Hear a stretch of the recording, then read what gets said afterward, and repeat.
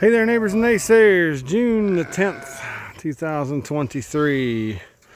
I'm standing up here with grass-fed steers, stocker steers, and sheep, and hopefully you can hear me over the chorus of livestock. But so we're in tall seed head mode, complete shear blown up, and I really don't want this tall seed head stuff with these steers, but it's what I got right now. It's the way I have to manage it. So what we try to do, I'm doing this before I move them because they're nutty when I move them.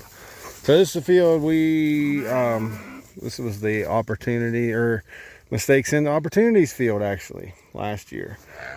Planted 2 Italian rye, orchard grass, of course the latent fescue, crimson clover, red clover, plantain, what's the other one? Chicory, that's it. And we got some other things coming up in there. I noticed a bunch of medic in there that I didn't plant, so that's kind of cool. But anyway, good to see it recovered completely this year. So what we're trying to do is just get this trampled. You can see a lot of stems trampled on the ground here. Now this isn't filled in yet, so it's rather sparse. But there's some leaves trampled, but lots of stems and then lots of stems up. But most of the stems have been bit off. The seed head's been taken off. In fact, a lot of it that's left is orchard grass, and that's okay. Let it go to seed. I'll take the orchard grass. And we got Jasper out there in jail.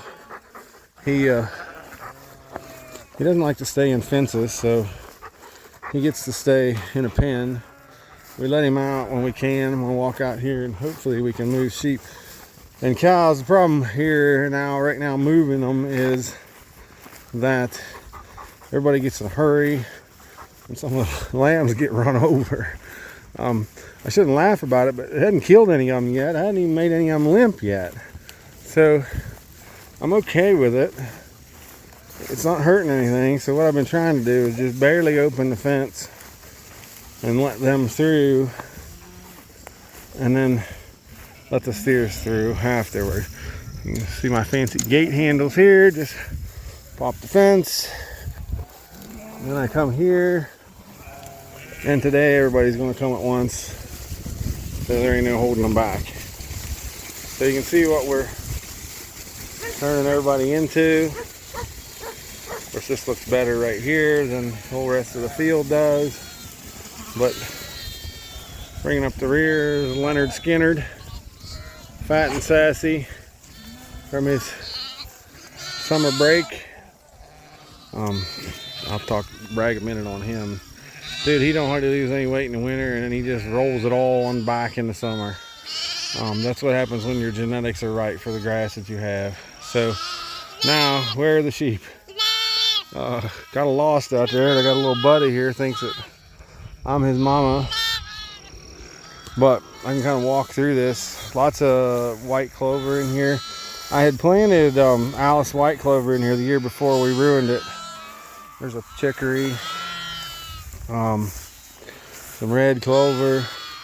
As you get in the center of the field where most of the hay was spread, it's pretty much fescue, but the outer edges are pretty good in clover and grass. So what we're trying to do is just get these seed heads knocked down. I'm trying to do it as quickly as possible. I'm skipping fields that are hard to fence for the sheep, hoping that the cows get there before they do, knowing that they probably won't, but trying. But every so often we got to kind of come home here and touch base because the power is just terrible to get through this tall grass. We run it over with the 4-wheeler 3, 4, 5 times, but it's still terrible. So I don't like to put them out where we don't have really good power. Every so often we kind of bring them home here where the power is on all the time and good, and keeps them trained on what the fence is. I need to go up here and let Jasper out. He's doing really well. As long as he finds the other dogs, he stays really good. Just some days he doesn't find the other dogs, and then he goes, come on, puppy. And there he goes. Down the trail, see if he can find him. I was concerned about him with these steers, especially with some of them with horns, but Seemed like everything's okay. Water point right there. I got a hydrant right here, so we'll just kick the water down. Now yesterday I built 4 posts. So this is 263 feet wide. The post spacing's 32 foot. Built 4 posts worth of fence. And then I turned them into this, and this is half of 4 posts. And you can see what it looks like. It's a little too much, but not quite, especially right here because this gets beat. But if you go up here where the real thick sod is, this is kind of the roadway to get through this field, so it's thin. But when we get up here,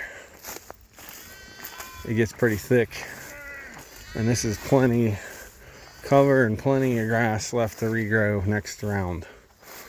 So, and when I moved in here yesterday, it looks the same. I couldn't even see that fence yesterday. So I think we're doing all right. Like I said, I built the 4 posts, 263 feet by 4 posts, and then put them into this and realized, oh crap, that's way too much. Last week I gave them not enough. Ended up having to move them every other morning and at night. This time I tried to build them a little bigger and they were too big. Last year this time we did the same thing, only we built 2 posts. They did it long way, so they had to walk it down. They walked a lot more of it down than they ate. This year we're making them a little square. So I cut this in 2. So it's only basically 2 posts by 263, but it's actually half of 4.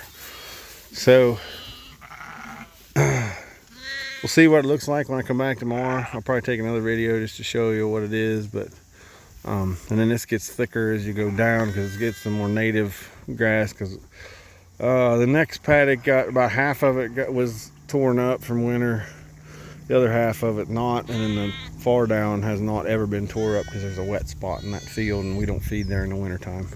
We depend on the cows and the sheep to carry nutrients down. We almost always graze down this hill. We come through this gate, that's the gate between me and mom and dad, and we go down this way to the barn, do whatever we need to do with the sheep, and then we work our way back up the other side of the backbone and around. That's kind of the way. Some years we switch it around and go the other way, but it's just easier this way. And actually we're scheduled to Saturday or Sunday run the buck lambs in, ram lambs in, and turn them into wethers. We'll see how much Ethan lets me do that. He's got a spotted ram in here that he is just in love with, that he thinks we ought to keep. I apologize, Jasper jumped up on my back there, and his sharp ass puppy claws will kill you. So anyway, so what we're doing, the cows are much the same. Big tall stuff. I'm making them clean up a lot more of it. Again, no rain. Supposed to get rain tomorrow afternoon. Supposed to rain all week. God, I hope so. Everything is just crispy dry. This isn't bad for being how beat up this was last winter. This is good. I've got places that weren't beat up last winter that are just crispy dry. Good news is I was just over there on that far ridge top. That's the rented farm. I haven't got to build any fence because we've been making hay when we were going to build fence. But drove around it. It's got some spots that are really poor, but it's got some spots that's got some really good grass on it, and it's not even headed out yet. Now it'll be well headed out by the time we get there, but if it stays dry, we still got that. We're going to have enough hay to get to the winter. We just get through the winter. We just got to get to the winter at this point. So feeling good about things today. It was a fun ride going. It's always fun to ride fine horse through new country. And we'll see. I think I'm gonna have to have somebody come with an auger and drill holes, and then drive the posts in the holes to be able to build fence over there as dry as it is. And we'll see even how that goes. The other thing is the logger's not done over there yet. His logging equipment's still over there. They were supposed to be out of here by July so I could move cows in. They're not gonna be, so I don't know what we're going to do. We may end up fencing it funny just to get around the logging trails until they're done. We're doing temporary fence around the logging trails until they're done. We'll see. Anyway, another good day at Spring Valley Stock Farms. With that, I'll say we'll see you next time.